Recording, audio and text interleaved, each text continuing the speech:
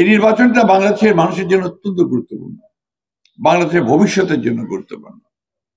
যে সামনে আমাদের গণতন্ত্রের উত্তরণের একটা সুযোগ সৃষ্টি হয়েছে, অর্থাৎ আমরা আগামী 26শে ফেব্রুয়ারি মাসে নির্বাচনে যাওয়ার একটা কথা হয়েছে। এই নির্বাচনটা বাংলাদেশের মানুষের জন্য অত্যন্ত গুরুত্বপূর্ণ, বাংলাদেশের ভবিষ্যতের জন্য গুরুত্বপূর্ণ, বাংলাদেশের গণতন্ত্রের জন্য গুরুত্বপূর্ণ। কারণ এই নির্বাচনে যদি আমরা কোনো ভুল সিদ্ধান্ত নেই, তাহলে জাতি এর জন্য অনেকটা আমি মনে করি যে তাকে পে করতে হবে। আমি বিশ্বাস করি বাংলাদেশের মানুষ কখনো ভুল করে না, এবারও ভুল করবে না, সঠিক সিদ্ধান্ত নেবে।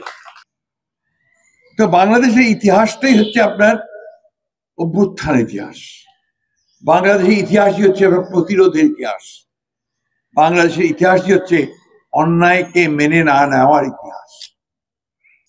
আমাদের বাংলাদেশের যে আত্মা 1971 সালে যার জন্য আমরা লড়াই করেছিলাম, যুদ্ধ করেছিলাম, সেই যুদ্ধটা ছিল সত্যিকার অর্থেই একটা অসাম্প্রদায়িক, গণতান্ত্রিক, প্রগতিশীল বাংলাদেশ দেখার। আমি এটুকু খুব জোর গলায় বলতে পারি যে আমি এখনো সেই পথেই আছি, এবং আমরা বাংলাদেশের মানুষ, আমরা 90% মানুষই আমরা সেই পথেই আছি। আমরা বিশ্বাস করি যে সত্যের জয় হবে, প্রমাণিত হয়েছে।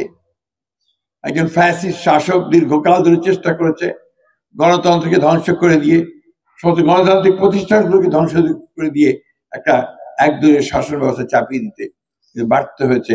এদেশের দেশপ্রেমিক মানুষ, ছাত্র জনতা তার নিজের রক্ত দিয়ে এই প্রমাণ করেছে আবার যে এটা বাংলাদেশে সম্ভব।